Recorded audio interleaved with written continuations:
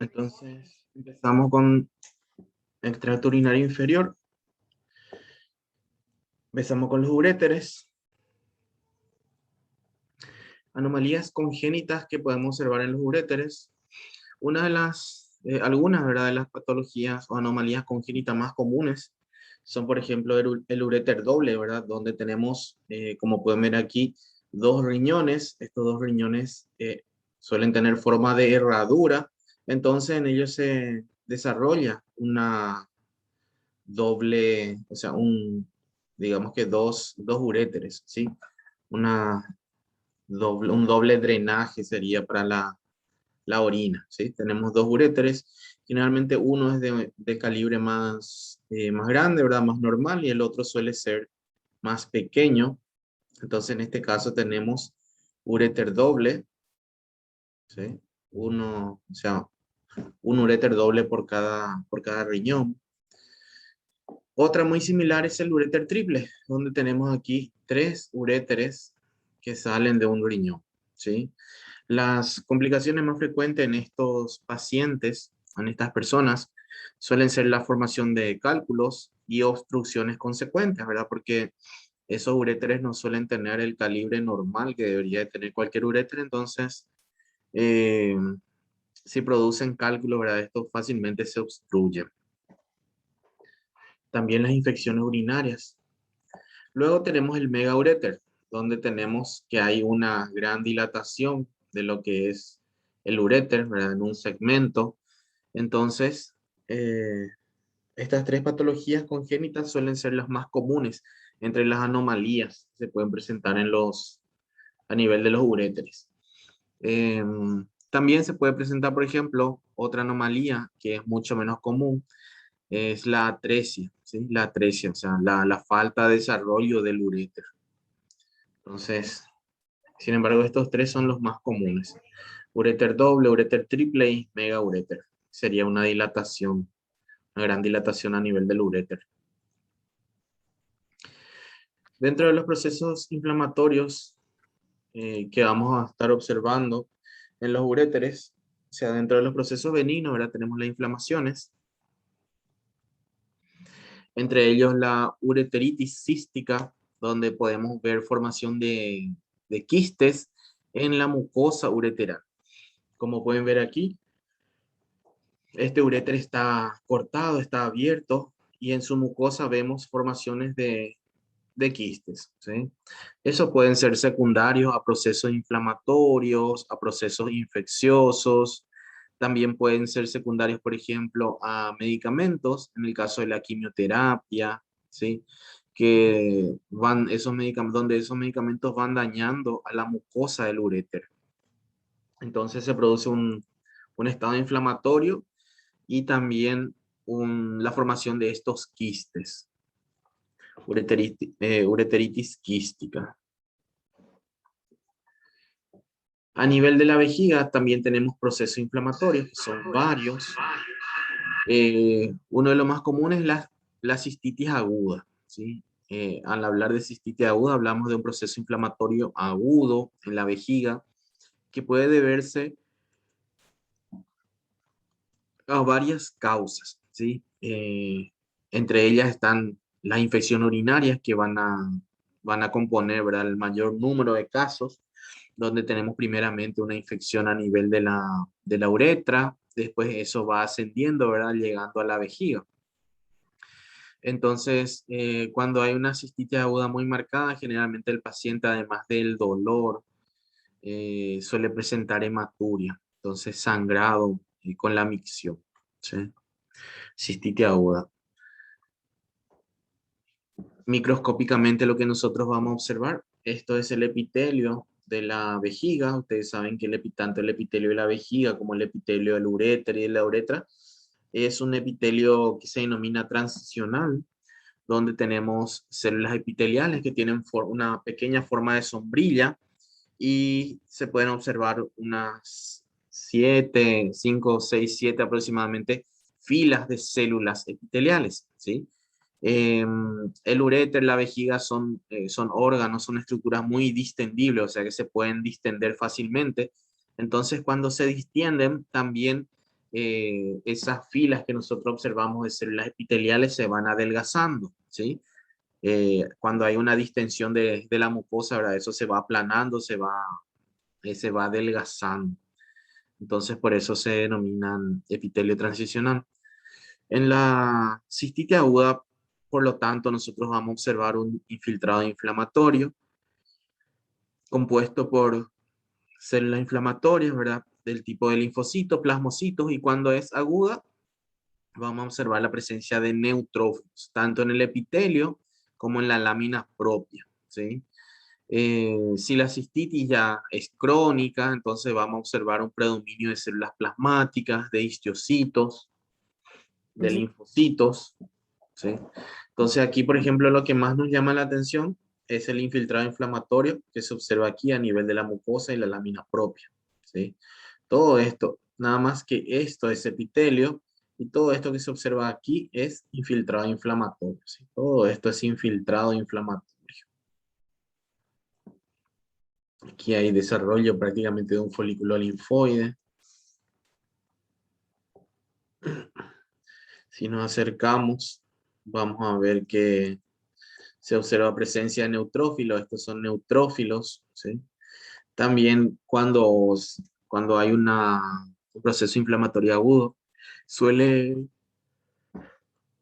acompañarse todo esto de vasocongestión. Los capilares se llenan de sangre, entonces se dilatan y se puede observar vasocongestión, como en este caso. Estos son pequeños vasos que contienen eritrocitos. Entonces vemos vasocongestión, también vemos esto que es áreas de hemorragia reciente, ¿sí? Presencia de neutrófilos, obviamente.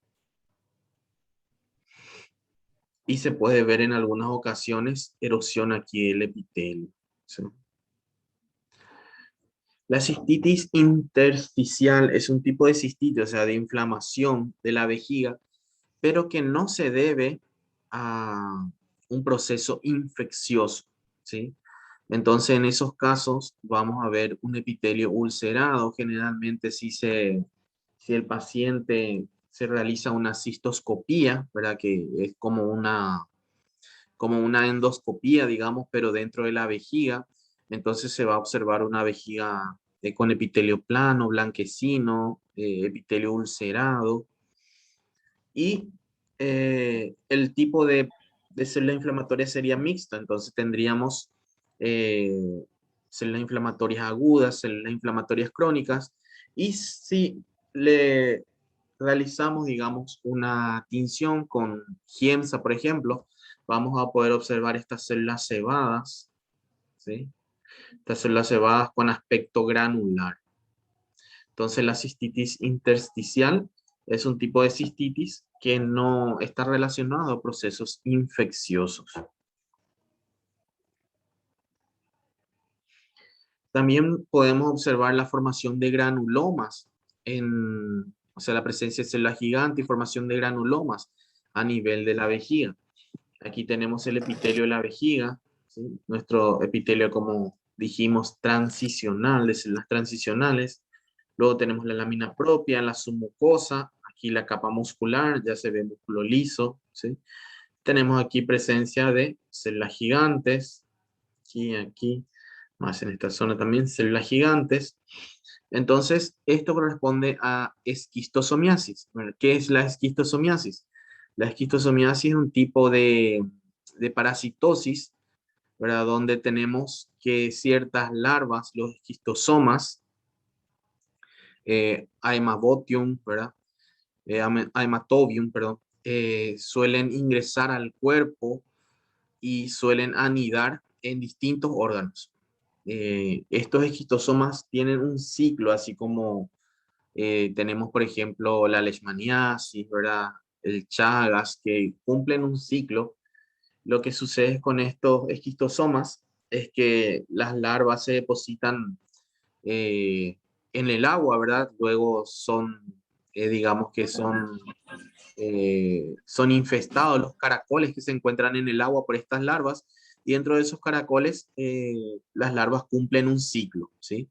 Luego son eliminadas nuevamente al agua Y al ser eliminadas al agua y una persona entrar en contacto con esa agua, ¿verdad? Ya sea porque nada en esa agua o pisa, ¿verdad?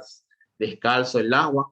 Entonces allí esos esquistosomas ingresan al cuerpo. Al ingresar al organismo a través de la piel, entonces tienen una, digamos que ingresan de forma percutánea. Entonces al ingresar a la piel, suelen ir a distintos órganos como el corazón, los músculos, los pulmones, ¿verdad? Una vez allí, después de un cierto tiempo, estos pasan a otros órganos. Generalmente pasan al intestino, se colocan, ¿verdad?, alrededor del colon, alrededor del recto, también en la vejiga, y entonces allí cumplen otro ciclo, ¿sí? Cumplen otro ciclo y empiezan a producir, a multiplicarse y a producir pequeños huevos, ¿sí? Entonces la vejiga suele ser asiento de estos esquistosomas. Por lo tanto, también nosotros vamos a poder observar patológicamente, ¿verdad? Estos, estos parásitos en la pared de la vejiga, ¿sí? Generalmente presentan una sintomatología muy variada, ¿verdad? Pueden presentar prurito, fiebre, dolor abdominal en el caso de que se localicen los quistes en abdomen, ¿verdad? Alrededor del colon, alrededor del recto. Pueden presentar también los pacientes hematurias, si es que esos huevos, digamos, o sea, esas larvas anidan alrededor de la vejiga, ¿verdad? Entonces, al liberar los huevos, esos huevos son liberados dentro de la vejiga y salen con la orina, ¿sí? Entonces, son fácilmente detectables en la orina, en exámenes de orina. Y allí pueden producir hematuria. Entonces, los signos y síntomas son muy diversos.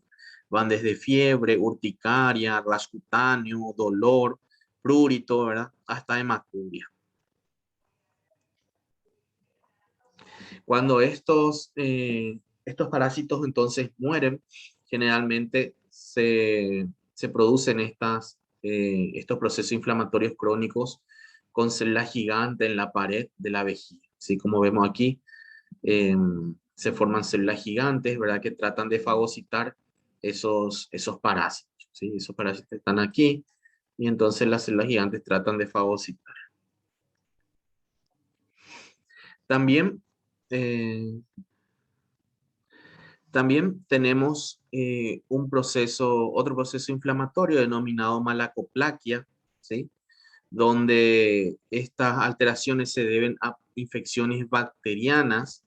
Entonces, en esos casos, nosotros histológicamente lo que vamos a observar son estos histiocitos de aspecto epitelioide. Se le dice de aspecto epitelioide, ¿verdad? Porque tienen un citoplasma bien eosinófilo, entonces son histiocitos, son macrófagos con citoplasma bien eosinófilo y que tienen un pequeño gránulo o una pequeña inclusión en el citoplasma, ¿sí? Esas inclusiones se denominan cuerpos de Michaelis-Guttman. Entonces, en esta imagen, por ejemplo, nosotros vamos a observar aquí esos histiocitos. Son estos redondeados que están aquí con el citoplasma bien eosinófilo y los cuerpos de Michaelis-Guttman en su interior. ¿Sí? A esto denominamos malacoplaquia. Y suele ser secundario a procesos inflamatorios infecciosos bacterianos. Entonces vamos a observar un gran infiltrado inflamatorio que puede ser mixto, ¿verdad? Con neutrófilos, con células inflamatorias crónicas. Vamos a observar vasocongestión, como en este caso, ven aquí los vasos sanguíneos llenos de eritrocitos, también aquí, y en estos vasos sanguíneos ven aquí la presencia de neutrófilos. Entonces tenemos un infiltrado inflamatorio mixto, ¿sí? Y lo característico son estos histiocitos epitelioides. Y dentro de esos histiocitos, ¿verdad? Tenemos estos cuerpos, ¿verdad? Que son los de Michaelis-Guttman. Entonces, malacoplaquia, ¿sí? Más allá de esos procesos inflamatorios en la vejiga, nosotros también podemos observar procesos adaptativos, ¿sí? Como la metaplasia, por ejemplo. Entonces, aquí tenemos nuevamente nuestro urotelio, ¿sí? Nuestro urotelio, epitelio transicional, ¿verdad? Cuando este urotelio es, digamos, dañado o afectado por infecciones crónicas, entonces suelen formar estas invaginaciones en el epitelio que se llaman nidos de von Brunn, ¿sí? El epitelio normal viene aquí, ¿sí? Viene aquí y aquí forma estas dilataciones de las células epiteliales, ¿sí? De células transicionales. Entonces estos se llaman nidos de von Brunn. Luego, estos nidos con el pasar del tiempo pueden separarse de este epitelio. Entonces pueden cerrarse así y separarse. El epitelio continuaría aquí, así continuaría el epitelio, y este nido de von Brunn quedaría separado aquí del epitelio, ¿sí? Entonces en esos casos se forma la cistitis quística. Entonces esto es un nido de von Brunn que está separado, como pueden ver aquí, está separado del epitelio transicional, ¿sí? Del urotelio. Entonces, cistitis quística. Luego esta cistitis quística puede evolucionar, ese epitelio puede evolucionar, puede sufrir una metaplasia, cambiar a un tipo de epitelio glandular que produzca moco. Entonces, lo que vamos a tener es la formación prácticamente de una glándula mucosecretora, ¿sí? Entonces, en ese caso ya tenemos la cistitis glandular. Empezamos con las invaginaciones, ¿verdad? Que son los nidos de von Brunn. Luego tenemos la cistitis quística. Y por último, cuando ese epitelio, ¿verdad? Sufre la metaplasia, se cambia por un epitelio glandular, tenemos la cistitis glandular. ¿Ok? Esta cistitis glandular es mucosecretora, produce moco. Todo a nivel de la vejiga. Luego tenemos las neoplasias, ¿sí? Las neoplasias en la vejiga. En la vejiga tenemos generalmente eh, procesos neoplásicos, ¿verdad? Que en la mayoría de los casos son no infiltrantes. Entonces forman, como pueden ver aquí ustedes en esta imagen, forman estructuras exofíticas, ¿sí? Papilares. Entonces van a ver, al decir papilar, ¿verdad? Hablamos de que, por ejemplo, esto es la mucosa y aquí se forma un pequeño tallo y aquí se forman estructuras así, ¿sí? Así, aquí el tallo y aquí continúa. Entonces esto es como una papila, así con pequeñas digitaciones. Estos son como pequeños dedos, por eso se le llama digitaciones. Entonces es común observar estas lesiones, ¿verdad? Papilares que generalmente no infiltran la profundidad de la pared vesical, ¿sí? Entonces le llamamos papilomas. Son lesiones benignas. Luego, cuando esos papilomas tienen cierta atipia, entonces ya empezamos a nosotros a clasificarle en carcinoma papilar urotelial, ¿sí? Entonces empezamos a clasificarle como un carcinoma papilar y le clasificamos como un carcinoma de grado 1, de grado 2 o de grado 3, ¿sí? Dependiendo de qué tanta atipia presente ese epitelio. ¿Ok? Los factores de riesgo para el desarrollo de cáncer de vejiga son varios, ¿verdad? Entre ellos están, por ejemplo, las aminas, ¿sí? Las aminas, los hidrocarburos, por ejemplo, esas personas que trabajan con hidrocarburos, ¿verdad? Ya sea manipulando o inhalando hidrocarburos, por ejemplo, en el caso de las aminas en fábricas textiles, ¿sí? Donde se utilizan las aminas para colorear las telas, entonces ya sea manipulando, ¿verdad? Con las manos o inhalando esas aminas, eh, esas personas son las que sufren o las que presentan mayor factor de riesgo para el desarrollo de carcinoma de vejiga, ¿sí? Bueno, entonces, como les dije, generalmente las lesiones a nivel de la vejiga, ¿verdad? Son papilares y nosotros le gradamos, ¿verdad? Según la atipia que tenga. Si no tiene ninguna atipia, son lesiones papilares nada más, son papilomas. Si empiezan a tener atipia, vamos a ir, yo les voy a ir explicando, ¿verdad? Cada grado. Si empiezan teniendo una atipia, ¿verdad? Pero con arquitectura conservada, entonces tenemos los que son de grado 1, ¿verdad? El carcinoma papilar de grado 1. Luego, si tenemos más atipia, ¿verdad? Ya con una alteración en la arquitectura, tenemos el carcinoma papilar grado 2. Y cuando ya tenemos una pérdida total de la polaridad y mayor atipia, entonces tenemos el grado 3. Entonces el carcinoma de células transicionales, ¿verdad? Tiene una correlación con el grado histológico, ¿sí? Y el grado histológico a su vez, digamos que representa el potencial invasivo y el pronóstico para las lesiones, ¿sí? Los que son tumor grado 1 raramente son invasivos, o sea que no suelen infiltrar en profundidad. Son lesiones que se encuentran solamente en la mucosa, no infiltran en profundidad, pero lo que tienen es que suelen recidivar, ¿sí? Recidivar significa que que esos pacientes que tienen estos tumores de grado 1, ¿verdad? Suelen recaer, suelen volver, después de una cirugía, por ejemplo, suelen volver a tener la misma lesión. ¿Y por qué suelen volver a tener? Porque nosotros tenemos así la mucosa, ¿verdad? Y si tenemos aquí nuestra lesión papilar, aquí continúa la mucosa. Este paciente, si es un grado 1, se le realiza una biopsia aquí de esto, ¿verdad? Se determina que es un grado 1. Entonces lo que se hace es un tratamiento conservador. Se corta aquí la mucosa, se corta aquí la mucosa y se saca aquí la lesión, ¿sí? Entonces se saca todo esto, ¿sí? La lesión papilar y se deja aquí esta mucosa normal, con aquí la submucosa muscular y todo eso, y esta mucosa normal. Solo se reseca esta parte, ¿sí? Entonces, por eso suelen volver a recaer. Los tratamientos en este caso no suelen ser tratamientos agresivos, por ejemplo, como la resección de toda la vejiga en sí, ¿sí? Sino que se suelen sacar simplemente las lesiones. Entonces, fíjense, grado 1, nosotros cuando gradamos los carcinomas, siempre yo les decía, los de grado 1 son los mejor diferenciados, son los que van a tener mejor pronóstico, ¿se acuerdan?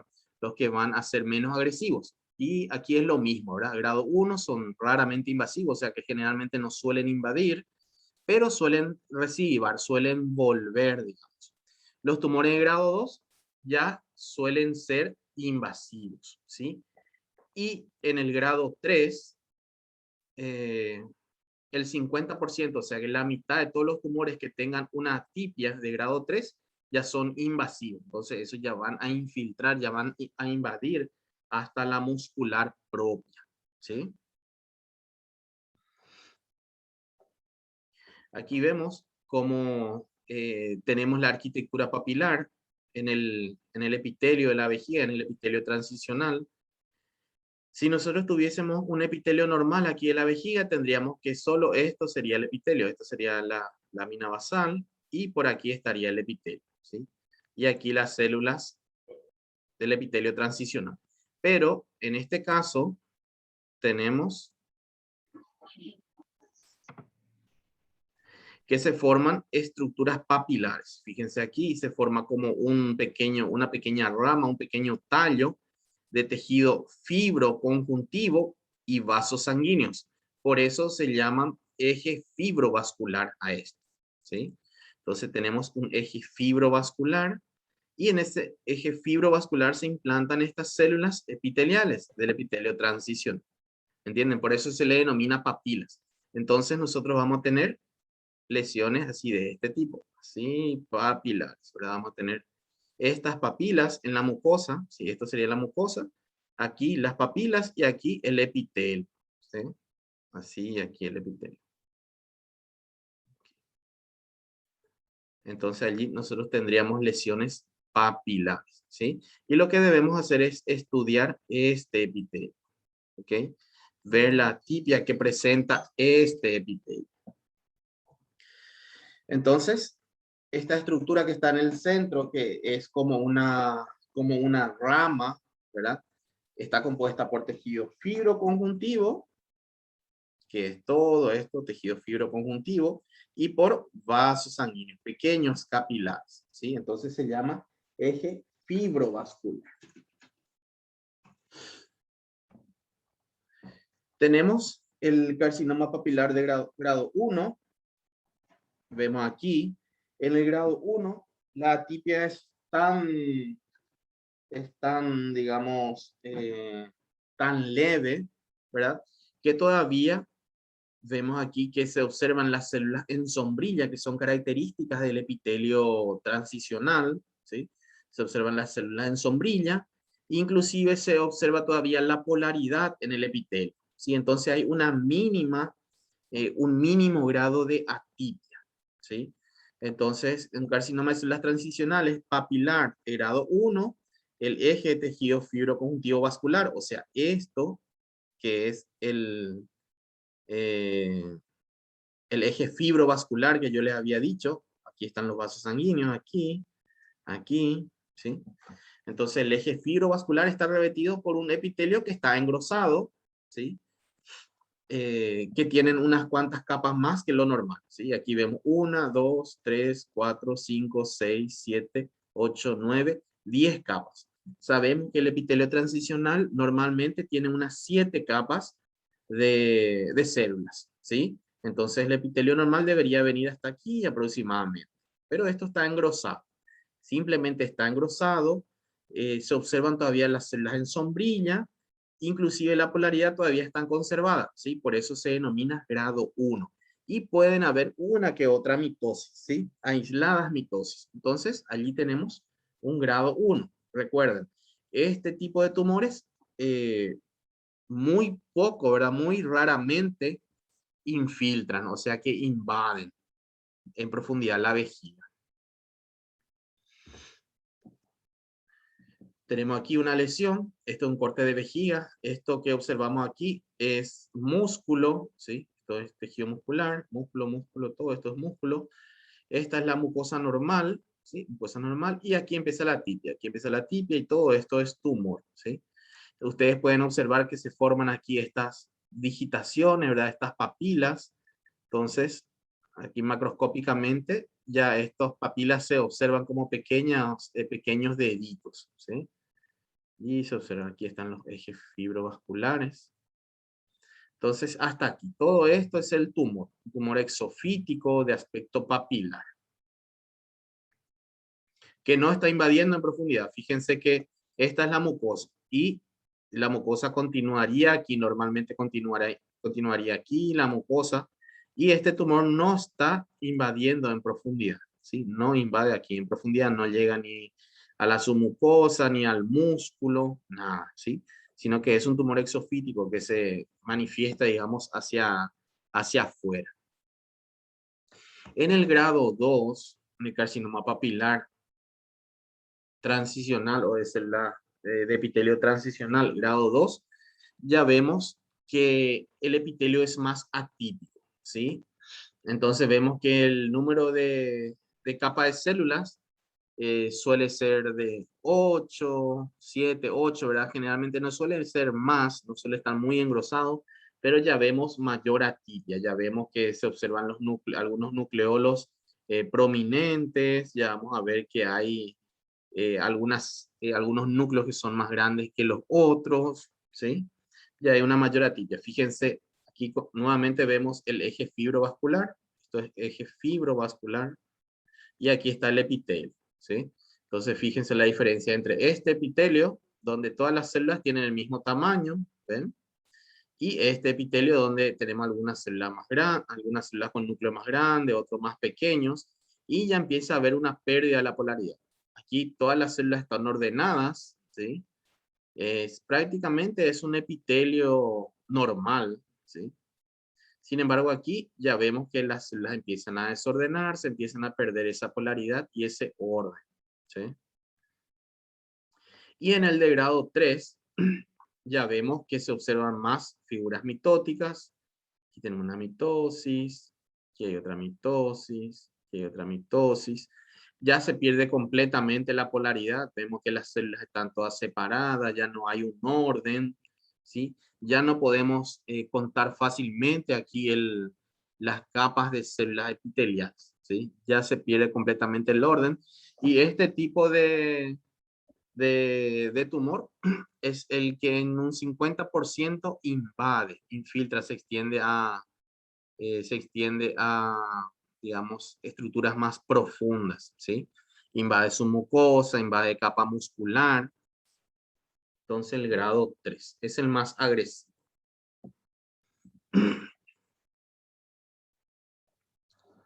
Estas son fotos microscópicas nada más. Bueno, cuando hablamos de carcinoma in situ, nosotros vemos un carcinoma de células transicionales, ¿verdad? Que sería un grado 3, pero que no infiltra, que no sobrepasa la lámina propia, ¿sí? Entonces vamos a ver una gran atipia, vamos a ver todas estas células, aquí todas estas células con núcleo pleomórfico, hipercromático, vamos a ver figuras mitóticas como esta, aquí los núcleos hipercromáticos, ¿sí? Núcleos hipercromáticos, fíjense, estos núcleos son los más atípicos, los que yo les voy insertando son los más atípicos, ¿sí? Aquí, después aquí en esta imagen también, vemos aquí estos núcleos, estos, ¿sí? Entonces, es un carcinoma, ¿verdad? De grado 3, pero que no sobrepasa la lámina propia, entonces no infiltra más allá de la submucosa, no se extiende más allá de la submucosa, ¿sí? Vemos que aquí, por ejemplo, está adelgazado el epitelio, ¿sí? Sin embargo, aquí está bien engrosado, ¿sí? Las células son completamente atípicas, como les dije, hay células más grandes, más hipercromáticas, más pleomórficas, y células más pequeñitas, ¿sí? En este caso, vemos que esto se trata de un carcinoma de células transicionales infiltrante. ¿Y por qué puedo asegurar que es infiltrante?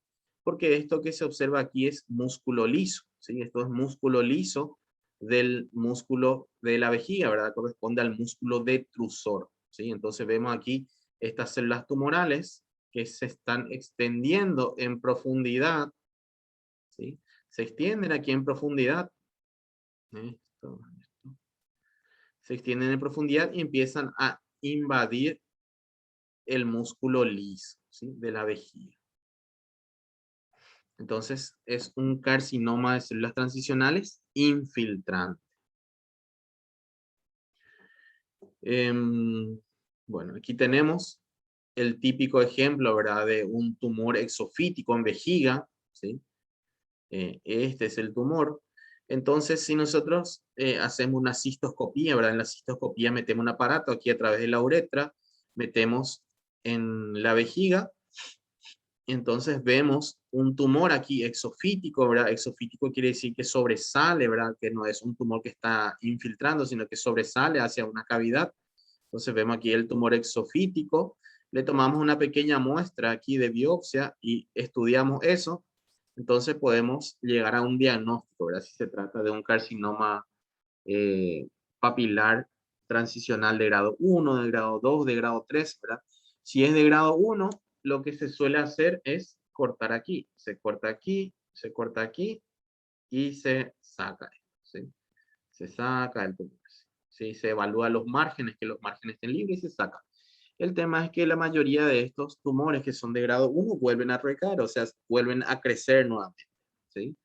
Entonces, este tumor exofítico que vemos aquí, microscópicamente corresponde a esto, donde aquí tenemos el epitelio y aquí está el tumor exofítico, ¿sí?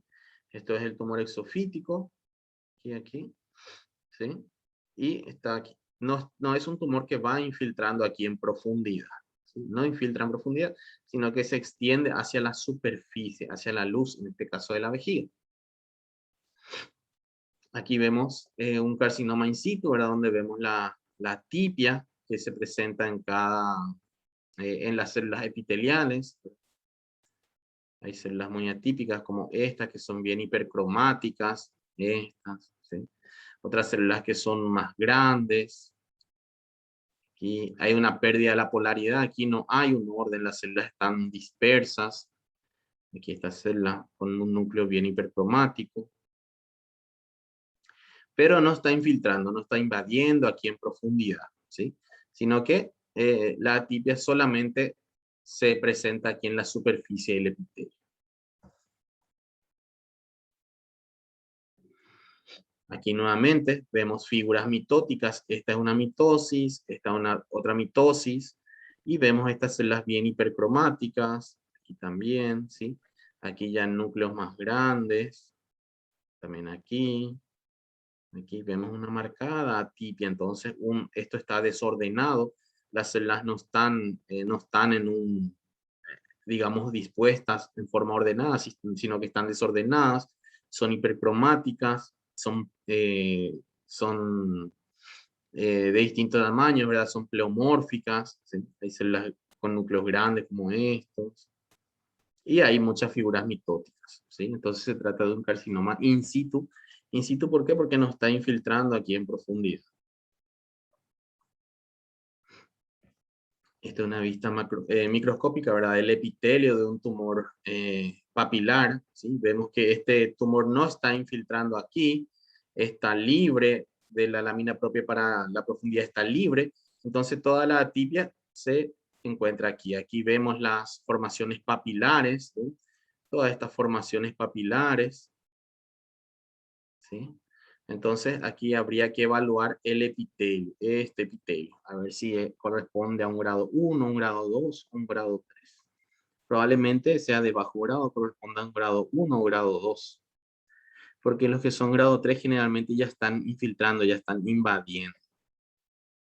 En este caso tenemos células tumorales, que son estas células que están aquí, y estas células ya están infiltrando músculos, ¿sí? Estas son fibras musculares. Estas son fibras musculares y las células tumorales están infiltrando estas fibras musculares. ¿Ok? Por lo tanto, ya se trata de un carcinoma infiltrante. Esto es un corte, una fotografía microscópica donde vemos con una tinción especial, ¿verdad? Que se llama Van Gilson. Vemos aquí, esto es músculo de la vejiga, ¿sí? Y vemos aquí tumor. ¿Sí? Esto es un tumor que ya está infiltrando, aquí ya está en contacto con la vejiga, ya está en contacto con la vejiga. Aquí, perdón, está en contacto con el plano muscular, ¿sí? Ya está en contacto. Todo esto es músculo, músculo, músculo, músculo, músculo, ¿sí? Todo esto son fibras musculares. Entonces, este tumor, el tumor sería esto que está aquí, ¿sí? El tumor ya está infiltrando, ya está tocando el plano muscular, ¿sí? Entonces se trata de un carcinoma ya invasor. Esto es un tumor eh, infiltrante o endofítico, ¿sí? Porque vemos que es muy diferente a esto, por ejemplo, que se observa aquí. Esto es exofítico. El tumor digamos que se extiende hacia afuera, ¿sí? Se extiende hacia afuera, no tanto en profundidad. Sin embargo, este otro tumor aquí ya no es un tumor que se extiende simplemente hacia afuera, hacia la luz, sino que está extendiéndose hacia la profundidad. Entonces, esto es un tumor endofítico, ¿sí? Hacia adentro, endofítico. Los tumores endofíticos son generalmente los tumores más invasivos, porque se extienden a planos más profundos en este caso de la vejiga. Aquí vemos otro tumor endofítico también, ¿verdad? Donde vemos que aquí es como que se proyecta un poco hacia la luz, ¿verdad? Forma estructuras papilares, pero en esta zona vemos que está infiltrando en profundidad, ¿sí? Este plano aquí, que correspondería al plano muscular, aquí ya está completamente reemplazado por tumor. Esto es tumor, ¿sí? Esto es tumor, tumor, tumor. Entonces vemos que todo esto es tumor. Desde aquí es tumor, ¿verdad? Pero aquí ya está reemplazando. Este tejido que aquí se encuentra ya está reemplazado en esta zona por el tumor. Si el tumor va desde aquí, todo esto es tumor, ¿sí? Hasta aquí. Entonces también es un tumor endofítico y tiene características mucosecretantes. Voy a borrar. Voy a borrar. Ahí está. Entonces toda esta zona del tumor es zona de mucosecreción, ¿sí? Produce moco. Todo esto produce moco, mucosecreción. Entonces, si nosotros observamos microscópicamente, vamos a ver como que eh, es, eh, es un líquido, ¿sí? Es un líquido. Eso corresponde a moco que es producido por las glándulas. Mucosecreción. Entonces, es un tumor mucosecretante, ¿sí? En este caso, aquí tenemos una vejiga donde esta pared está rebatida, ¿verdad? Está separada, digamos, y podemos ver aquí un tumor que corresponde a esto, un tumor exofítico, ¿verdad? Que abarca prácticamente toda la luz de la vejiga. Entonces, en estos casos, ¿verdad? Nosotros lo que debemos hacer es, cuando recibimos así la vejiga, ¿verdad? La pieza operatoria, no simplemente cortar y observar esta zona, sino lo que debemos observar es la profundidad, ¿sí? Debemos observar aquí cómo es la relación entre el tumor y la pared de la vejiga, ¿sí? Para ver si este tumor está infiltrando la pared de la vejiga, hasta dónde infiltra, si infiltra nada más su mucosa, si llega al plano muscular o si sobrepasa el plano muscular, ¿sí? Eso es muy importante para el estadio de esta patología. Generalmente estos tumores así vesicales suelen pasar desapercibidos por mucho tiempo, ¿verdad? Hasta que empiezan a ulcerarse, entonces empiezan a sangrar. Cuando empiezan a sangrar, producen hematuria. Entonces el primer signo que suele llamar la atención en estos pacientes con cáncer de vejiga es la hematuria, ¿sí? Empiezan a orinar y su orina ven que tiene una coloración rojiza, ¿verdad? Que tiene sangre, una coloración rosada, rojiza, entonces eso es lo que le llama la atención, ¿sí? Son tumores que pasan desapercibidos, digamos, ¿verdad? ¿Por qué? Porque son tumores que están dentro de una cavidad. Están dentro de una cavidad, esa cavidad es la vejiga, entonces crecen allí adentro sin presentar mucha sintomatología. No son, por ejemplo, como un tumor en la glándula mamaria o en la piel, ¿verdad? Que nosotros rápidamente nos daríamos cuenta, ¿verdad? De que algo está creciendo allí. Por eso es que suelen pasar muy desapercibidos. Y ya cuando son bastante avanzados, entonces presentan hematuria como primeros signos.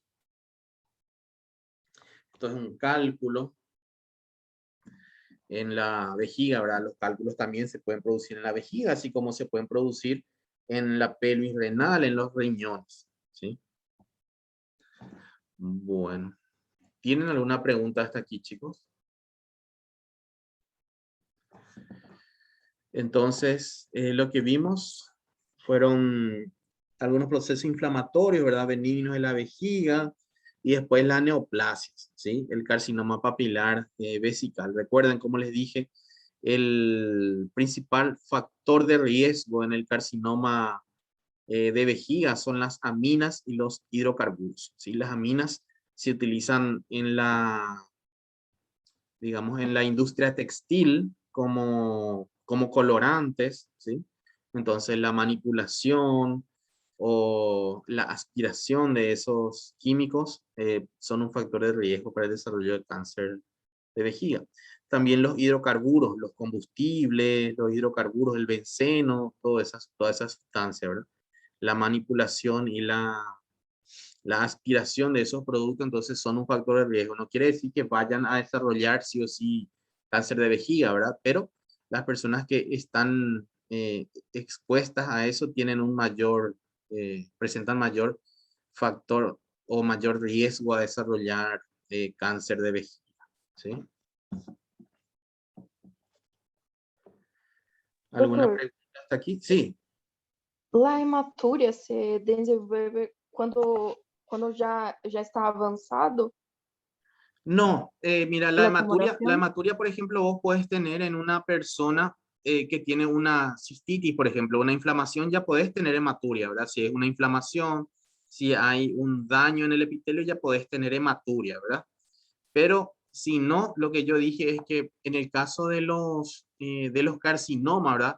Esos pacientes no suelen tener otros síntomas, por ejemplo, no suelen sentir un tumor abdominal o un tumor en el vientre, ¿verdad? Ninguna otra molestia. Pero de repente empiezan a sentir hematuria, ¿verdad? Entonces, cuando se trata del carcinoma de vejiga, es generalmente porque el tumor ya es grande y empieza a ulcerarse en su superficie, ¿sí? Entonces, no siempre que un paciente presente hematuria va a ser un carcinoma, ¿verdad? Pero generalmente los primeros signos del carcinoma de vejiga es la hematuria. ¿Entendés? Si es una persona, por ejemplo, con cálculos renales o cálculos vesicales, puede tener también hematuria, ¿sí? ¿Por qué? Porque esos cálculos pueden ser grandes, pueden tener contacto allí con la mucosa y pueden dañar la mucosa. Entonces pueden producir hematuria, ¿sí? Sí, gracias, doctor. Ok, ok. ¿Alguna otra pregunta?